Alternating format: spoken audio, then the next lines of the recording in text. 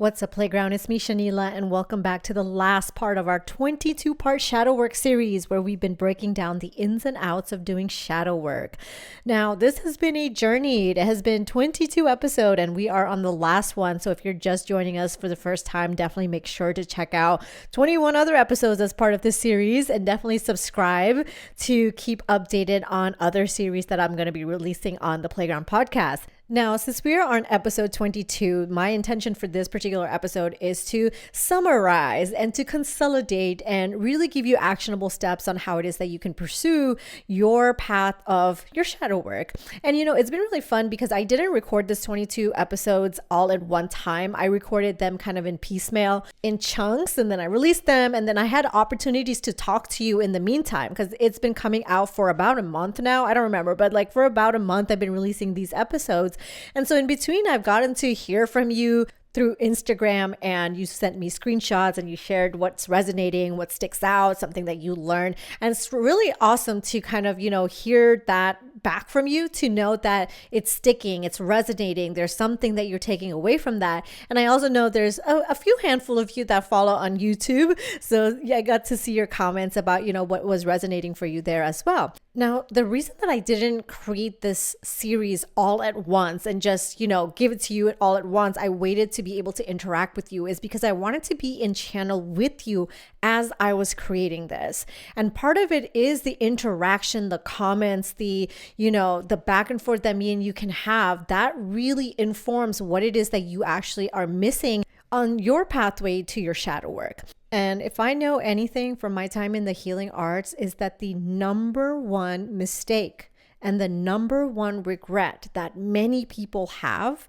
while they're doing their healing, while they're doing their self-development, self-mastery, their shadow work, is that they feel like they're doing it all by themselves. Okay? Isolation is a bitch.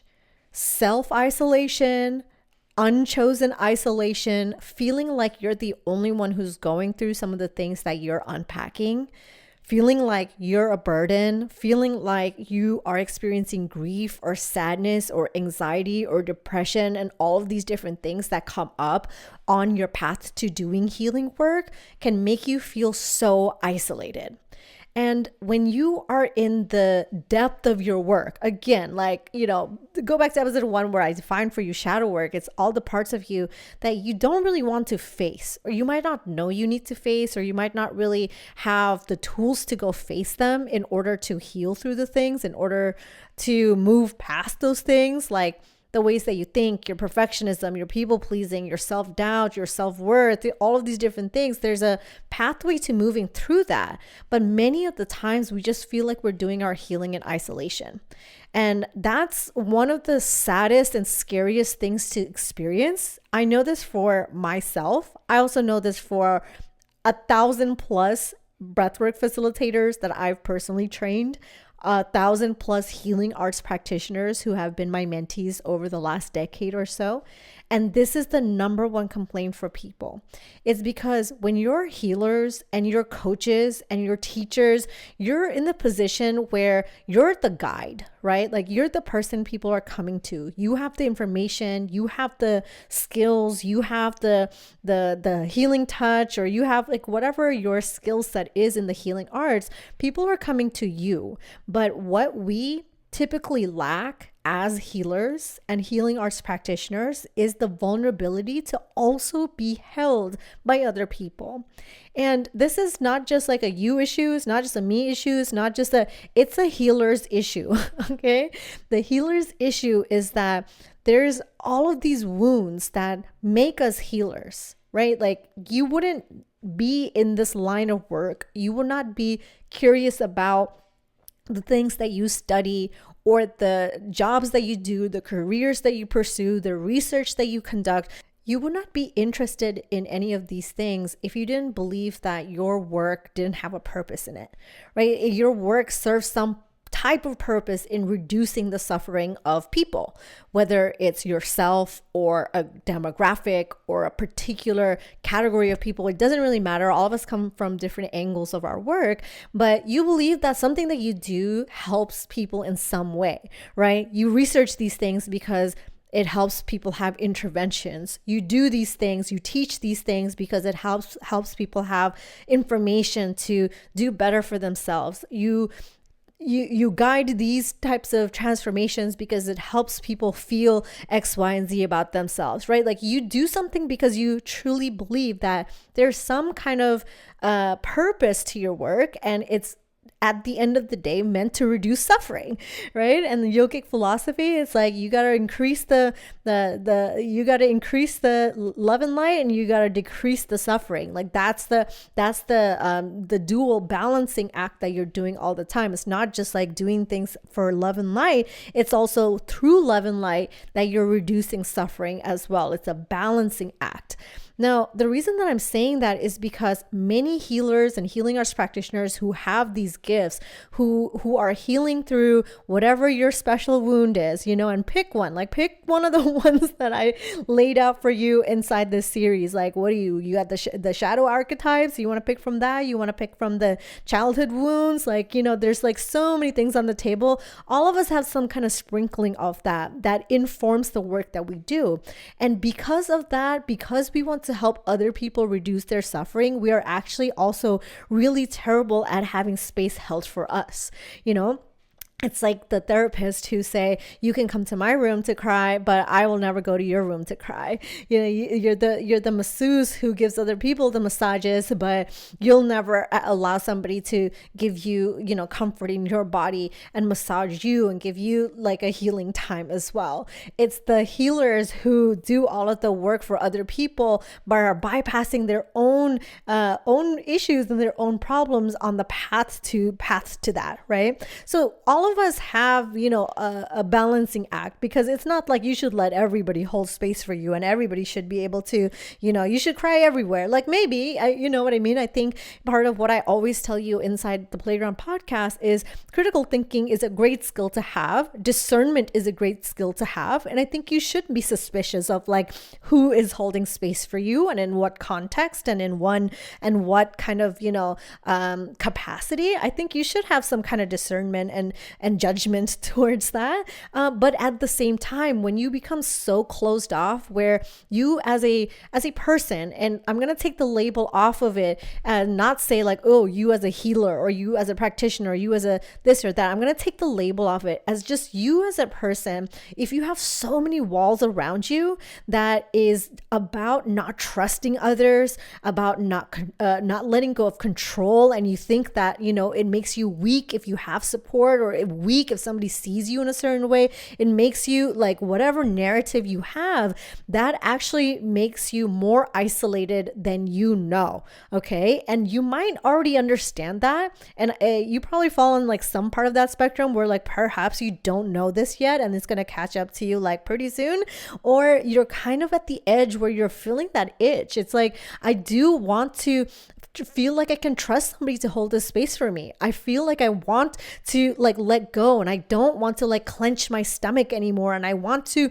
be able to cry in a certain way, and I want to be able to do that, but I have to feel safe to do that, right? I have to feel like I can trust to do that. And whoever is like on the other side of it, I want to know that they're doing their own shit too, so that they're not kind of like hovering over me on this like hierarchy and acting like mightier than me and doing all this kind of stuff. Because look here, I feel this way, and I've shared this with you on the podcast. I've had this podcast for 4 years. I've shared this with you. I'm very specific and particular about people that I go to. I really don't invite random people's opinions and access to me in that way. And I'm so very specific about like who I'm going to go to for whatever it is that I'm going to go to for. And many of these healers I've had on the podcast, if you're listening on YouTube, you probably won't see these episodes, but if you're listening on like Spotify and, podcast platforms, you're going to see so many different guests that I've had over the years who are people that I trust to go to them for the service. So if I'm going to have like, for example, even like tarot read, I have never had some random fucking person read my tarot. I don't give random people my fucking birth chart. Like, get the fuck out of here. So that you could just say random things to me. You know what I mean? I want to be read by people who have such a loving, like, outlook of me, and so even if they're telling me, something harsh or something, non-favorable, they're saying it in the lens of just love, and that's why I say, like, when I'm reading people's cards, like, that's the best reading that they ever got, because like I am like saying it in such deep reverence of like the love that I have for this person, that it just shows like the space that I'm holding. And I crave that from me too. So I'm very specific about, if I'm coming to you, like, I better know that you do your shit, you do your work and you're the best at what you do. And I'm not saying like the best of the best in the world, but I'm saying like you're at your best of what you do. And I need to feel that if I'm ever going to go to you for anything. And so I bet you have a feeling like that too, right? Like you also feel within yourself that you can't just go to random people and you can't just like enter random spaces to do your healing work. And I feel this way when I'm in dance class. Like, I don't want to go to random teachers. Like, I go to very specific teachers, and sometimes it takes time to find them. I don't go to random like crafting classes. Like, I want to go to specific teachers who know what they're talking about. Like, don't do random shit, okay? Because the way that I approach my work is with so much intention and so much obsession, okay? And I'm not saying it like, oh my gosh, this girl does not have a life. But the things that I know a lot about. Is because I'm down a rabbit hole and I'm studying with people. I'm collecting information. I'm getting mentorship. I'm practicing. I am living embodiment of the things that I share with you on the podcast. So it's like I'm just like randomly talking about nervous system and randomly talking about energy sciences and randomly, it's like I'm not making this up. This is like studied, right? So when people come to study this with me, they can feel that. I'm not teaching you everything on the podcast, but like people come to study with me and they can feel that from me because there's a deep understanding of my topic. And when I'm teaching it from so many different wisdom traditions and I'm connecting the dots for them and I'm building the story for them, they understand that I'm not just some random person that they're learning from. They're learning from a person who has care about the topic that I'm sharing with them. And now that's the same thing. I crave that from people who I'm doing my work with. And this is not just like shadow work or healing work. I'm talking about like anything. Like for most recently, I may have shared with you that I went to a music production camp retreat situation. And yeah, I was learning from the best of the best. Like I want to learn from somebody who knows what the fuck they're talking about. I don't want you to use me as a guinea pig to just like randomly like, oh, maybe not. Like don't waste my time, money, energy, attention. Like I'm going to be upset. I'm going to be angry. And like that, I'm just not interested to go into spaces just to waste my time. And I know you're like that too, but part of it's like when you find these places and these people and these mentors and these communities and all of these different things that are aligned to what it is that you want to experience in your healing journey, you have to say yes to yourself. Okay. That's something that I learned too, because I got too cynical. From the harm and violence that I experienced in healing spaces, especially when I was living out in Los Angeles. A lot of the bypassing that was happening, a lot of like the weird like sexual innuendo, undertones of a lot of the healing spaces, a lot of the abuse that goes on the healing spaces. I circumvented this thankfully, but there's the residue or kind of like the peripheral harm sometimes that you experience. I experienced whitewashing of my culture, borrowing of wisdom traditions and turning them into very like weird presentations of like something that's palatable in like a Western culture. There's all of these different things. Okay. So today's not the episode that I'll go so deep into that, but I also became closed off in that way where I felt like, whoa, like I cannot go into your thing because you're just standing out here with like, and projecting all your sexual trauma onto me right now. And none of this is mine, and like when you're younger, and more susceptible, and maybe age doesn't fully have to do anything with it, but I do think that when you're younger, you're less, aware of how much other people's shit you're absorbing, right? It can still happen in your older age as well, but when you're younger, especially, you're just not really aware. And thankfully, I've always had a very good sense of mine and not mine. You know what I mean? Like I've always been a bitch. Like, so I'm just like, this is not my problem. Like not my toilet, not my shit. Like Like, it does not matter to me. You have your problems over there. And that felt isolating to me too. Because, at some points it's like, am I just me who's self-isolating? Am I just me who like doesn't want to, play nice? Am I just me? Is it just me that I have an attitude? And maybe not. But, that's kind of why I created an entire decolonized breathwork facilitator training school where you come train with me for 3 months, So we're studying from wisdom traditions. We're looking at indigenous practices. We're looking at energy sciences and the physiology. There's all these different things that I felt were missing from the studies of what I wanted to do. So I had to create that. And this includes in the things that I've always invited you to, including as part of the shadow work series. I've been repeatedly inviting you to come do shadow work with me, so if you have been resonating and relating to my voice, my energy, my way of explaining and navigating kind of, self-development, self-mastery, and just the shadow work in itself, that's an open invitation for you to come do work with me if that feels aligned for you. So yes, invite, go to www.alwaysplay.org/shadow-work. But I'm saying all of this to say is that part of that isolation is self-created, because it's not that everybody's big and bad and nobody understands you. It's that you also do have to say yes to yourself in order to put yourself in the places where you can do collective healing. Okay, there's time for individual healing, and there's also time when you have to receive support from somebody else.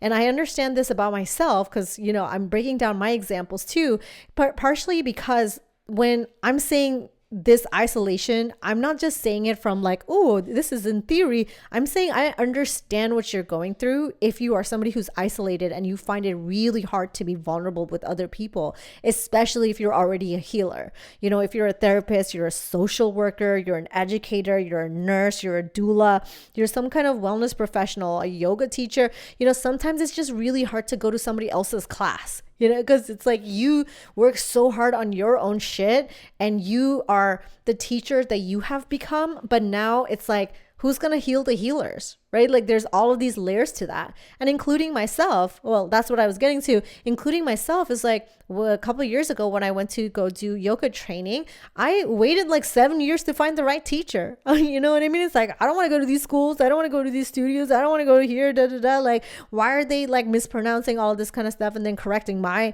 language to me? Like, that just seems weird behavior. This is odd behavior. Then there's all these like weird things, and it's like, is it me? Am I too picky? And then the right person shows up. You know what I mean? It's like, oh no, obviously it was like worthwhile for me to wait for the teacher to appear in order for me to say yes to that opportunity. So it definitely did take patience, but it also confirmed to me that I was not wrong in waiting for the right person. It was not in my head that I didn't feel safe or I didn't really feel, totally aligned to some of the other opportunities that were possible and, available. So, let's take a deep breath, inhale and exhale.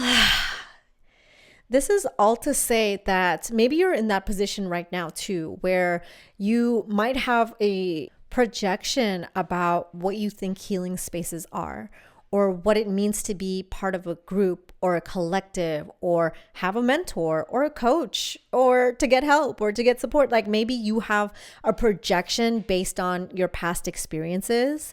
Perhaps you've heard about other people's experiences and it wasn't that good. Perhaps you don't really know like where to go or how to even pursue a container that might be aligned for you. Doesn't really matter, but you might have some kind of story or projection about what it might be like to do healing with another person or another group or in some kind of container.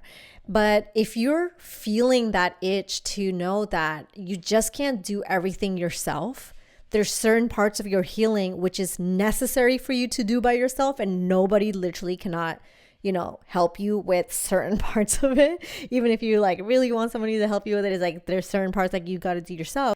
But then there's also other pieces that is necessary to do with other people. So when you have a mentor that can guide you and support you and really cut through the parts of you that you're not really seeing, and you're able to visualize it in a different way or hear it in a different perspective or really face the parts of you that you don't really want to face by yourself, it changes everything, you know? And the intelligent part of you, the wisdom within you already has all these answers. And what a container or a mentor does, it helps you unpack that, right? It helps you bring it to the surface. So the wisdom is already there. We're just trying to get rid of the, the ew on top of it, right? Like the shadow work is like, okay, we got to go deep and like dig it out in order for that wisdom to shine again. That energy, that intuition, that essence of you is to come back to the natural state of being, the natural state of you. So part of that process is like, you're just trying to do it all yourself. And especially if you have some of these, go back to the archetypes we talked about, go back to all the wounds that we just talked about in the last 21 episodes, right? There might be this wound of, I'm going to do it myself, or if I get help, then all of a sudden I'm weak, or, I can't really let them see me for who I am, or it somehow devalidates your own work because you're getting help from somebody else, and in fact, like, my opinion is it actually makes you a better person, a better healer, a better coach, a better mentor, because you have other people to learn from and to lean on as well. And that's something that they're across the board of healers, they're notoriously bad at doing. Okay. And healers, let me categorize you. You're the therapist, you're the nurses, the doulas, the energy workers, the Reiki masters, the breathwork facilitators, the sound healers, the massage therapists, the educators. Like, there's so many different, roles and titles in the healing arts. There's a part of you that might feel resistance to like letting go of that control. And I feel that way too. And I'm bringing myself in here just to express to you that I'm not just like talking about, a theoretical healer or a theoretical person. I'm talking about myself in this energy as well. And when I think about like the ways that I've felt resistant to going into a container or going into a mastermind or going into, getting a mentor for any kind of reason, is because I thought I always have to know everything, and I am a know-it-all because I do like know a lot. And but that also prevents me from seeing things in a way that I can't fully unpack if I'm only seeing it in my way, and sometimes that past episode that we just did, the one right before this, I was talking to us about our self-concept, right? Like our identity. And part of your identity might be that you're the strong one, you're the one who's going to troubleshoot and figure it out. You're the, and insert your astrology sign, your zodiac sign here, or your human design. Like, you have some kind of like thought process around like who it is that you are. And doing shadow work kind of makes you break that. It makes you destroy that worldview. And you have to be able to do it within a group of people that's not going to judge you about it, And so if your sense of self or your self-concept is breaking, or you're reconfiguring your self-concept, or you're kind of making like a new version emerge, and your essence is coming to the surface, sometimes we're just like, nope, go back to the old, because I'm the one who's supposed to hold it together. I'm the one who's supposed to keep it together. I'm the one who's not supposed to need any help. I'm the self-sufficient one, and whatever other trauma wounds we're working through to get to those conclusions. You understand what I mean? Like, we all have some kind of story behind that, like that self-sufficiency, self-do it, self, that at the end of the day, when you're doing everything by yourself, you actually end up by yourself, and then you have the opposite complaints where like, like nobody gets me. I can't talk to anybody about this, or blah, blah, blah. It's like a self-fulfilling prophecy, right? You do everything yourself. And when you're by yourself, then you have like the complaint that you're by yourself, right? But there are opportunities, including like, I'm continuously inviting you to shadow work, which is starting January 9th. And I will continue to invite you throughout my time in making episodes to different, healing spaces and healing containers with me. You can always check out those options in the show notes. And, if you're listening on YouTube, you can check it out in the description. But my reason for saying that is, if you're in that position where you're finding yourself in that loop where you're doing everything by yourself, it is worthwhile to look at that trigger and to look at that wound.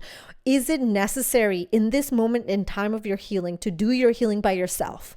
And if the answer is truly gutturally, oh, I just need to do this shit by myself right now, then you're on this side, okay? And then if the answer is I know I need to get my ass out there and I need to practice vulnerability because I am actually faking my way out of this shit. I'm faking my way so that, I don't have the time to break down, and I don't have the time to unpack this, and I don't have the time to feel the things that I know I need to feel. If you're on that side, it is the time at some point, right? Hopefully, sooner than later, it is time at some point to get yourself into these spaces that allows you to do that. Because the thing about prolonging or postponing your healing, okay? And I will say healing is not a moment in time. It's a lifelong thing. It's just self-commitment. Part of how I describe the podcast is self-exploration, self-mastery, self-development. It's it's going to evolve. It's going to expand. It's going to, be malleable over time. But part of your work as you're doing this, when you continue to prolong and postpone your healing, what it does is that it becomes a bottleneck.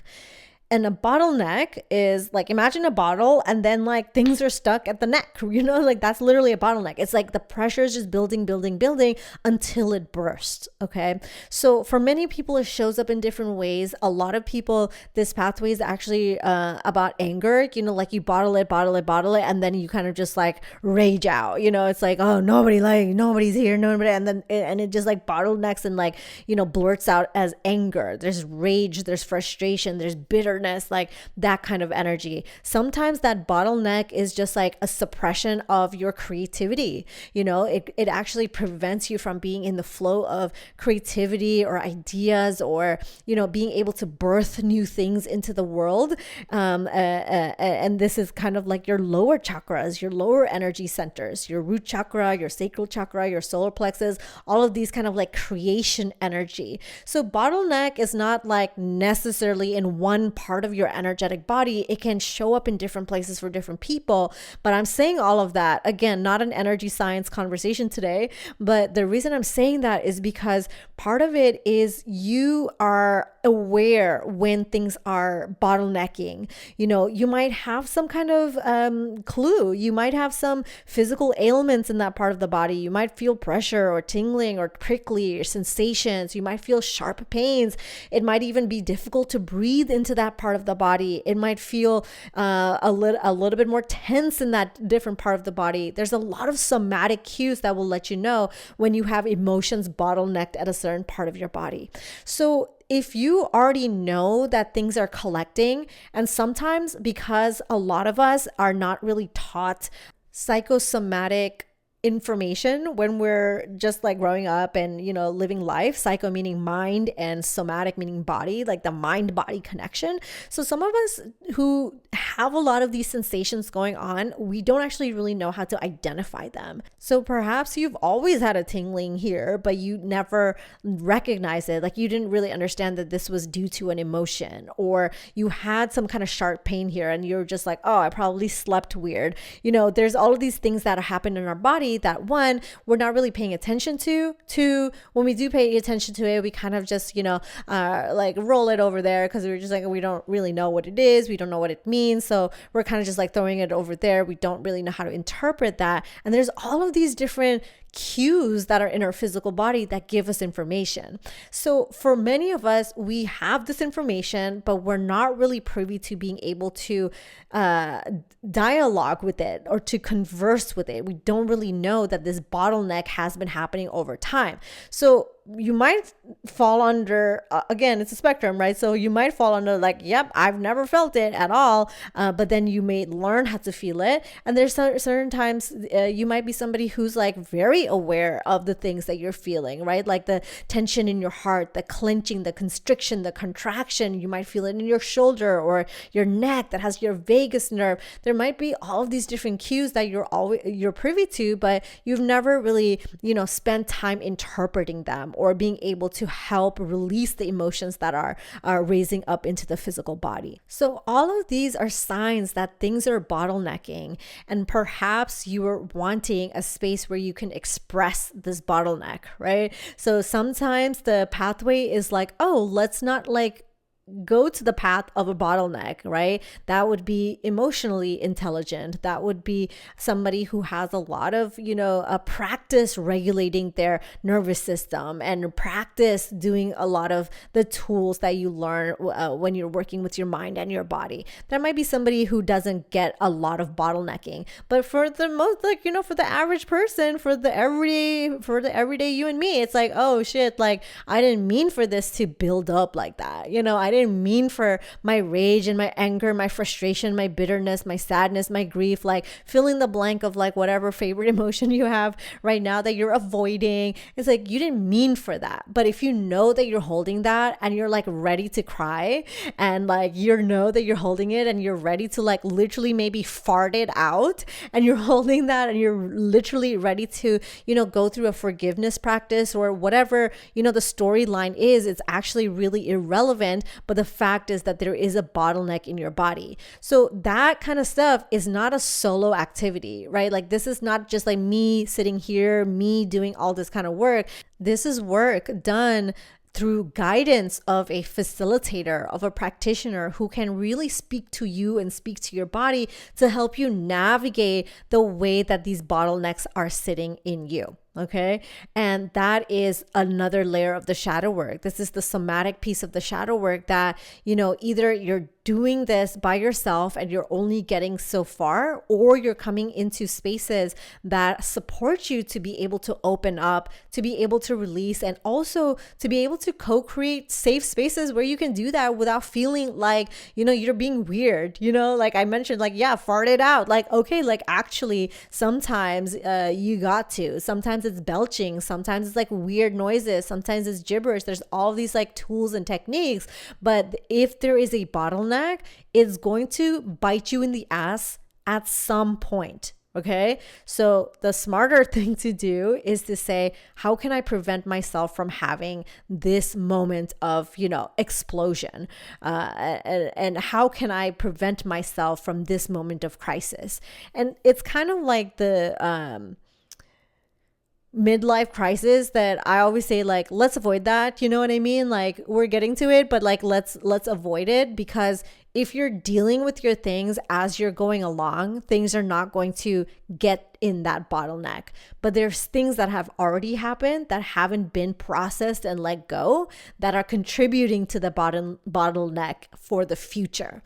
So even if you're doing all your healing work but there's still like all of this energy that is getting contained in within your vessel, within your body, and it's not having the opportunity to release and to let go, it's still going to collect, And so you can keep shoving it down. You can sweep it on the rug. You could kind of like throw it over there. You can do that, but it's always going to roll back at you. It's always going to show up because the shadow work, again, is the stuff that you don't want to face. So as soon as you make a decision to face it, you get yourself into containers where you can do this work. You get into spaces with mentors and facilitators who can help guide you. They're not here to tell you what everything means, because like, how am I supposed to tell you what your fart means, right? But perhaps there is a energy in your stomach that released that was really from feeling like you're not good enough, And so like your stomach, your gut is going to respond in a certain way because you're receiving the support from somebody who's helping facilitate it and guide that. So all in all, let's close out this 22-part shadow work series. I sure hope that you had fun listening along, you learned something about yourself, and if you do have somebody in your life that could use some of this information, some of this conversation, do send them a couple episodes and let them know this one's about you. or just send them the episode and don't say anything. But definitely subscribe if you're not already subscribed. And of course, you are absolutely welcome to do shadow work with me. If you're feeling called to my mentorship, my teaching style, my wealth of knowledge about mind body healing and the nervous system, and of course, the shadows, definitely come through to shadow work. I'm so excited. This is specifically for women who are dealing with perfectionism, people pleasing, self doubt, imposter syndrome, sprinkle all of that in there. And we're really working towards building self-worth. Okay. All in all, like everything that shadow work does is really helps you understand who it is that you are at the core of yourself, who is it that you are at your essence, and it gives you the opportunity to build confidence. So 6 weeks together, we're meeting every single Thursday, and all the details are in the show notes in the description. You can also head to www.alwaysplay.org/shadow-work and get yourself enrolled. We have payment plans, and you're always welcome to send me a DM if you have any questions before joining. Enrollment is closing January 7th, so we start January 9th, 2025.